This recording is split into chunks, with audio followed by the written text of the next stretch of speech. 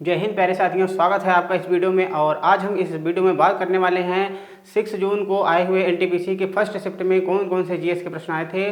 उन सभी प्रश्नों को एक एक करके देखने वाले हैं, तो फटाफट जुड़ जाइए हमारे साथ।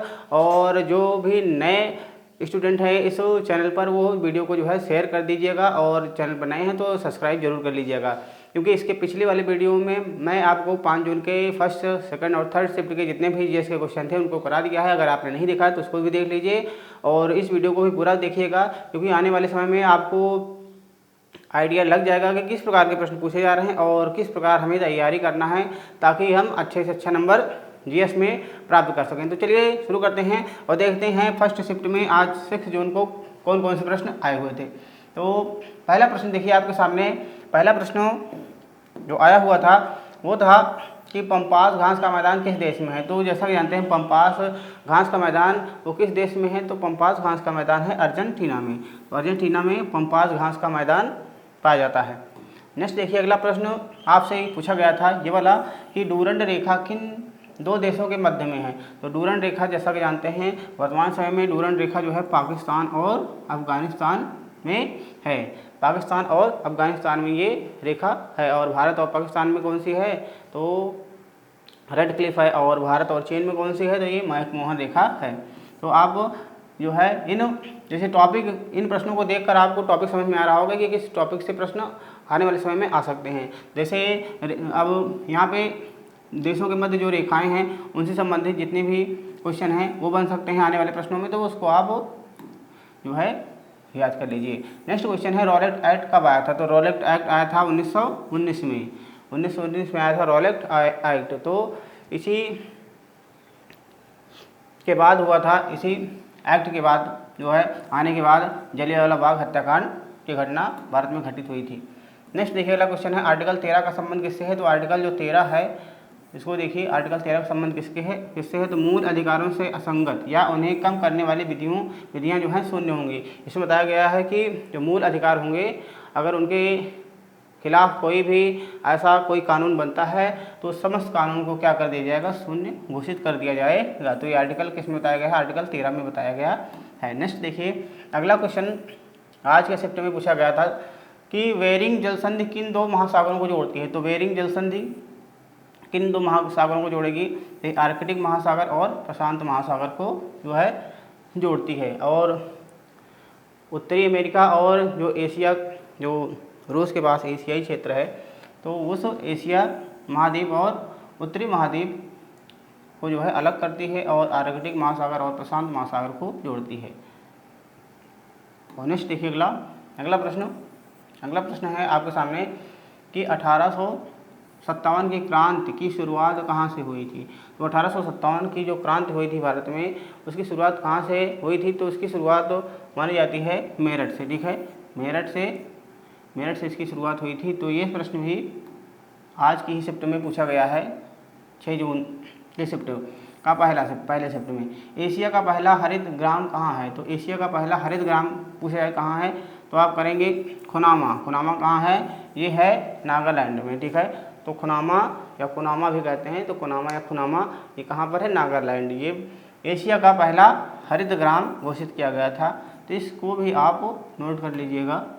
आने वाले एग्जाम्स में भी या फिर आने वाले समय में भी इस प्रकार के प्रश्न रिपीट हो जाते हैं। तो जो रिपीट हो जाते हैं, अगर आप पढ़े रहेंगे तो जब रिपीट होगा क्वेश्चन तो आपको कोई परेशानी नहीं होगी, आप आंसर तुरंत दे पाएंगे। देखिए, आर्टिकल 68 का संबंध किससे है। तो आर्टिकल 68 में क्या बताया गया है कि उपराष्ट्रपति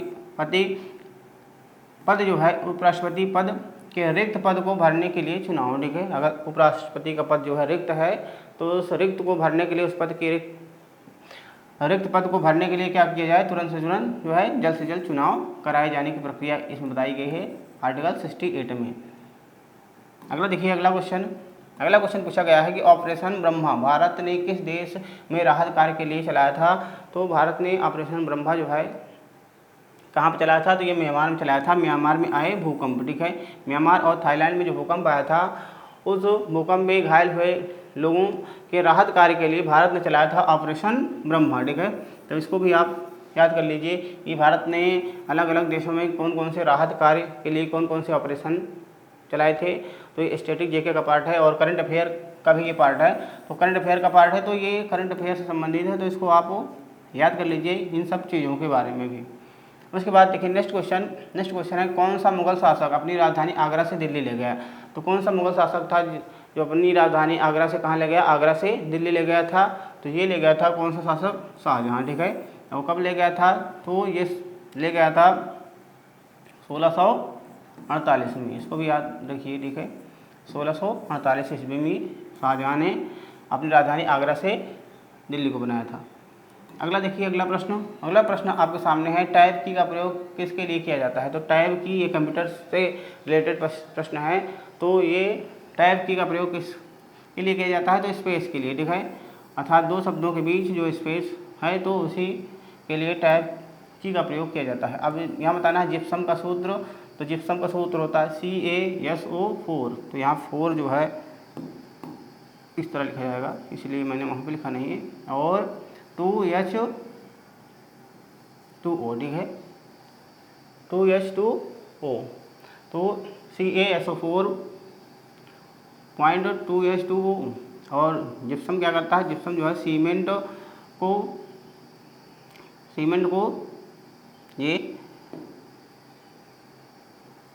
को जमने से, यहाँ सीमेंट को जो है जमने से लिख लीजिएगा, जमने से बचने से रोकता है, ठीक है। तो सीमेंट को जो है जमने से बचने से रोकता है जिप्सम, ठीक है। जिप्सम का इस्तेमाल करते हैं तो जो सीमेंट की बोरी होती है वो सीमेंट जो है जमने नहीं पाती है, इसलिए उसमें जिप्सम का यूज़ किया जाता है। नेक्स्ट देखिए, नेपोलियन बोनापार्ट किस देश का शासक था। तो नेपोलियन बोनापार्ट किस देश का शासक था, तो ये फ्रांस का शासक था। किस देश का शासक था, तो ये शासक था फ्रांस देश का। और ये शासक जो है फ्रांस की गद्दी पर कब बैठा था, तो 1804 ईस्वी में बैठा था।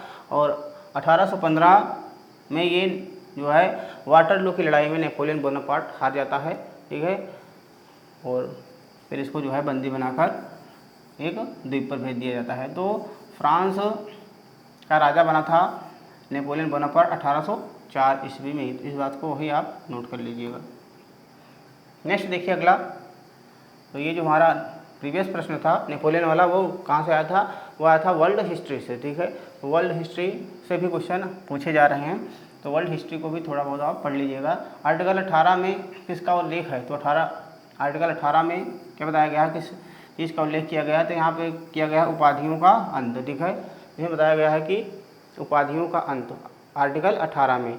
तो आई होप कि आपको चीज़ें अब आइडिया लग रहा होगा कि किस प्रकार के जो है प्रश्न पूछे जा रहे हैं हमारे NTPC एग्ज़ाम में, जो ग्रेजुएशन लेवल का जो एग्ज़ाम चल रहा है अभी, तो उसमें किस प्रकार के प्रश्न पूछे जा रहे हैं, तो आपको लगातार आइडिया हो रहा होगा।